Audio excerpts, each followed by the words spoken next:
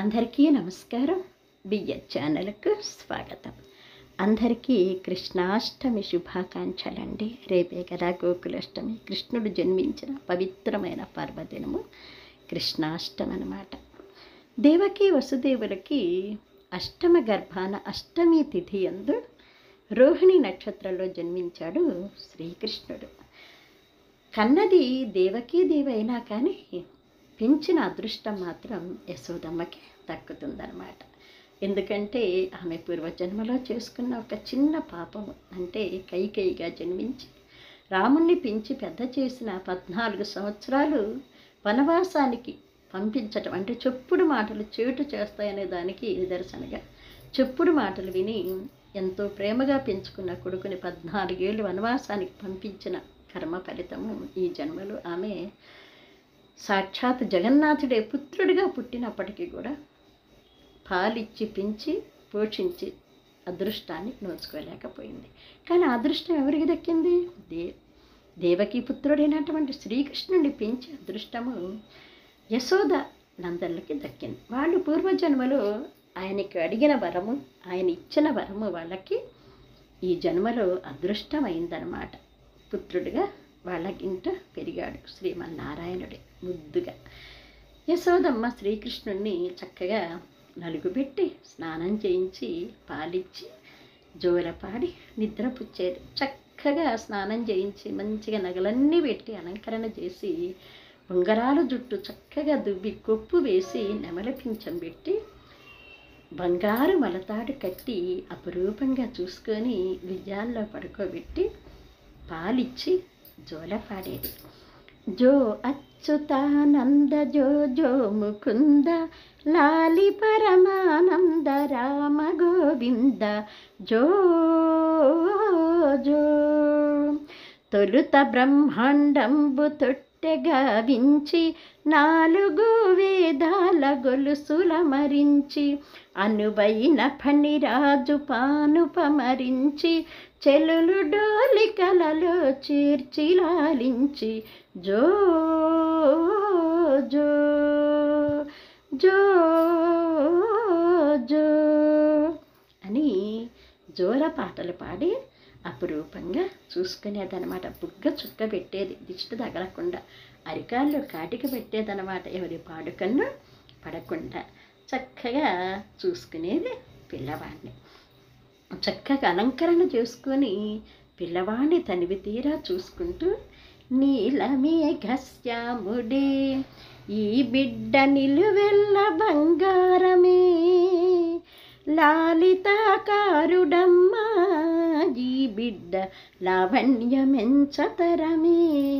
అని ఎత్తుకొని ముద్దాడేదన్నమాట. వాళ్ళ యొక్క అనుబంధాన్ని చూసి నందనుడు ఎంతో సంతోషించేవాడనమాట. క్షణమైన గుణ కొడుకుని వీడకుండా ఎత్తుకొని ముద్దాడుతూ ఉండేదన్నమాట. వాళ్ళు వీళ్ళు వచ్చి ఎవరిని ఎత్తుకోపోయినా ఒప్పుకునేది కాదు. ఆవిడ ఎప్పుడు ఎత్తుకొని మురిసిపోతూ ఉండేదన్నమాట. ఎక్కడ బిడ్డ దూరం అవుతాడో అంత బాధగా ఉండేదన్నమాట. అప్పుడు ఒక్క క్షణం కూడా పిల్లవాడిని వదిలి ఉండేది కాదనమాట. శ్రీకృష్ణుడు కూడా అమ్మ కొంగు పట్టుకొని వెంబటమ్మటే తిరుగుతుండేవాడు.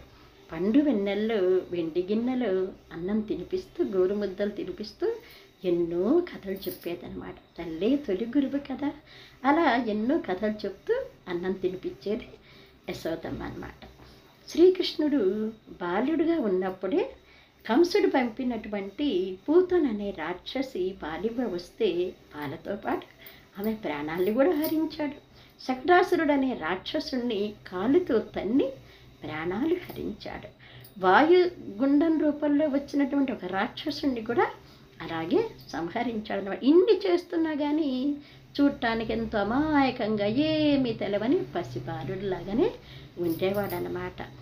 అమ్మ తమ్ముడు మన్ను తిన్నాడని చెప్పేసి బలరాముడు వచ్చి చెప్పినప్పుడు నోరు తెరవమంటే నోరు తెరిచి భువన భాండాలు కూడా అమ్మకు చూపించి తర్వాత మళ్ళీ మాయ కమ్మేలాగా చేసి మామూలు పిల్లవాడిలాగానే ఉండేవాడనమాట.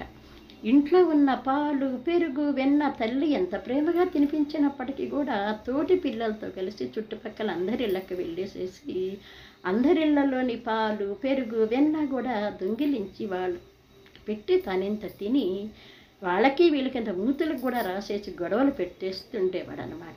ఈ బాధ భరించలేక వాళ్ళందరూ వచ్చి ఈమెకి నేరాలు చెప్తుంటే పొంగమూతి పెట్టి ఏమీ తెల్లగానే అమాయకంగా మొహం పెట్టేసరికి ఆమె యొక్క కోపము చిటికలో పోయేదనమాట. నా కొడుక ఇలాంటి అల్లరి పనులు చేస్తాడా? చాలేవమ్మా, మాటి మాటికి వచ్చి నా కొడుకు మీద నేరాలు చెప్తున్నట్టు, మా ఇంట్లో లేబా పాలు పెరిగని చెప్పి కొట్లాడేది, కానీ పొరపాటును కూడా కొడుకుని ఒక్క మాట అనేది కాదు, అన్నిటిని ఇచ్చేదానికనమాట. ఎందుకంటే అమ్మ ప్రేమ అంత గొప్పది కదండి. తన బిడ్డను ఎవరైనా అంటే ఊరుకుంటుందా చెప్పండి అమ్మ? అందుకే అంటారు కదండి, అమ్మ ప్రేమ ముందు ఏది కూడా పనిచేయదనమాట. అమ్మ ప్రేమ అంత గొప్పది. మరి సాక్షాత్ జగన్నాథుడికే తల్లి అయిన యశోదమ్మ ప్రేమ ఇంత గొప్ప ఉంటుంది చెప్పండి మరి. అయినా సరే వాళ్ళు వీళ్ళు వచ్చేసి ఒకసారి నేరాలు చెప్తూ ఉండేసరికి, అబ్బా నువ్వు అసలు వాళ్ళింటికి వీళ్ళింటికి వెళ్తూ నాకు గొడవలు తెస్తున్నావు నాయనని చెప్పేసి రోటికి బంధించిందనమాట. ఎన్నో తపస్సులు చేస్తే కానీ లభించినటువంటి పుణ్యఫలము యశోదకి లభించింది. ఆమె యొక్క ప్రేమకి బందీ అయినాడు పరమాత్ముడు. అమాయకంగా మొహం పెట్టి బుంగమూతి పెట్టేసేసి ఏమీ తెలవని అమాయకంగా ఉన్నవాడు అమ్మ ప్రేమ కలా బందీ అయి అమ్మ రోటికి కట్టేస్తే కుదురుగా కూర్చొని ఉన్నాడు. అమ్మ లోపలికి వెళ్ళిపోగానే ఆ రోలు ఈడ్చుకుంటూ వెళ్ళి మద్ది చెట్లు కూర్చి గంధర్వులకు శాప విమోచనం కలిగించాడనమాట. తర్వాత ఆవులకి ఈ దూడల్ని వదిలేసేసి ఆవు పాలు ఆ దూడలు తాగేస్తూ ఉంటే తాను కూడా వెళ్ళటం, ఆ దూడలతో పాటు పాలు తాగాలంటే అల్లరి పనులన్నీ కూడా చేసేసి అల్లరి పిల్లవాడనే పేరు తెచ్చుకున్నారు. అందుకేనండి ఇప్పుడు కూడా ఎవరన్నా పిల్లలు అల్లరి చేశారనుకోండి శ్రీకృష్ణుతోనే పోస్తారు. అబ్బా శ్రీకృష్ణులాగా ఏం అల్లరి చేశాడు అంటారు. అంతేనా? కృష్ణాష్టమికి చాలామంది తమ పిల్లల్ని తాము యశోదగా తమ కొడుకు కృష్ణుడిగా భావించి చక్కగా అలంకరణ చేసుకొని చూసి మురిసిపోతూ ఉంటారు కదండి. అంటే కృష్ణుడిలోని అల్లరి కూడా ఒక అపరూపమే అన్నమాట. అంతేనా అండి? సాక్షాత్తు రాజకుమారుడు కానీ రేపల్లలో పెరిగాడు, గోపాలకుడైనాడు, గోవుల్ని కాచాడు, పిల్లని గ్రోవి ఊదాడు, ఆవుల్ని దూడల్ని అందరినీ కూడా సమ్మోహనంగా చేశాడు. ఆ మోహన గానంతో అందరినీ కూడా పరవశంలు చేశాడు. కాళింది మడుగులో సర్పము విషం వల్ల ఆవులు దూడలు చనిపోతుంటే కాళింది పడగల మీద తాండవమాడి దాని విషాన్ని తొలగించి దాన్ని అక్కడి నుంచి తరిమేసి ఆ నీళ్ళందరికీ యోగ్యమయ్యేలాగా చేశాడు. 7 సంవత్సరాల పిల్లవాడుగానే ఇంద్రుడు రాళ్ల వర్షం కురిపిస్తుంటే 7 రాత్రులు 7 పగళ్ళు తన చుటికెన వేలు మీద గోవర్ధన పర్వతాన్ని ఎత్తి అందరినీ కాపాడాడు. అందరు గోవింద గోవింద అంటుంటే ఆనందపడ్డాడు. గోవింద అంటే చాలండి, ఆయనకి అంత ఇష్టం అన్నమాట ఆ పేరంటే. అందుకే ఏడుకొండలవాడ వెంకటరమణ గోవింద అన్నారనమాట. గోవింద అంటే చాలు, కృష్ణుడికి చాలా ఇష్టమైన పేరు అన్నమాట. అలాగా గోవులు కాచాడు, గోవర్ధాన్ని ఎత్తాడు, వేణుగానంతో అందరినీ పరవశింపచేశాడు. తర్వాత కంసుని పిలుపుకు వెళ్ళి మధురకు వెళ్ళి కంస సంహారం చేసి తల్లిదండ్రులు ఇడిపించాడు. తర్వాత సాందీపుని అనే గురువు వద్ద శిష్యుడిగా చేరి విద్యలెన్నో నేర్చుకొని గురుదక్షిణగా ఎప్పుడో చనిపోయిన అతని కొడుకుని బతికించి ఇచ్చాడు. కుబ్జా అనే ఆమెకి కురూపి తనని పోగొట్టి అందమైన అమ్మాయిగా తయారు చేశాడు.